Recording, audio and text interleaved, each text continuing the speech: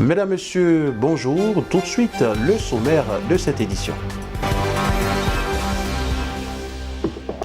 Lutte contre la cherté de la vie, le ministère du Commerce et de l'Industrie a rencontré lundi les acteurs de la filière huile. On en parle dans ce journal.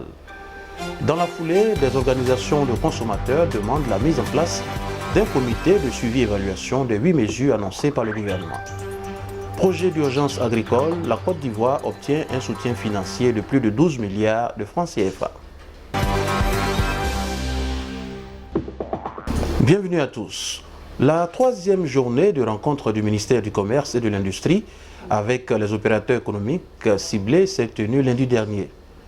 La Direction générale du commerce intérieur, le Conseil national de lutte contre la vie chère et les acteurs de la filière huile de palme raffinée ont eu une séance de travail sur la question de la vie chère.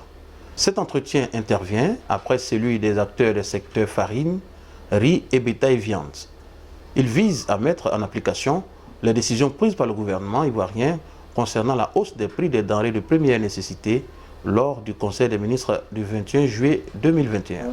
Cette rencontre avec les acteurs du secteur de l'huile boucle la série de rencontres entreprises par le ministère du Commerce avec les opérateurs économiques des produits indexés par les populations comme ayant une hausse de prix. Il s'agit des filières farine, riz, bétail, viande et huile. Dans la foulée, des organisations de consommateurs ont demandé récemment en conférence de presse la mise en place d'un comité de suivi et évaluation des 8 mesures annoncées par le gouvernement. La bonne collaboration entre le gouvernement et les acteurs ont permis d'arrêter 8 mesures, entre autres, la tenue de rencontres sectorielles avec les différents acteurs économiques, filière par filière, en vue de trouver des solutions afin de contenir les hausses de prix sur le panier de la ménagère. L'encadrement des prix du riz, de l'huile de palme raffinée, de la viande, de bœuf et de la farine.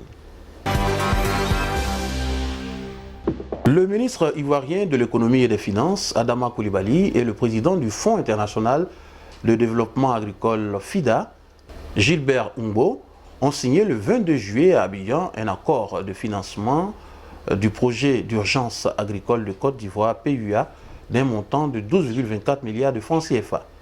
Cette initiative permettra aux acteurs des filières agricoles concernés de bénéficier, selon lui, de crédits à taux zéro. Elle facilitera également leur transition vers une économie de marché basée sur des pratiques agricoles résilientes au changement climatique et sobres en carbone. À l'en croire, ce programme touchera directement 53 600 ménages bénéficiaires, équivalent à 294 800 personnes.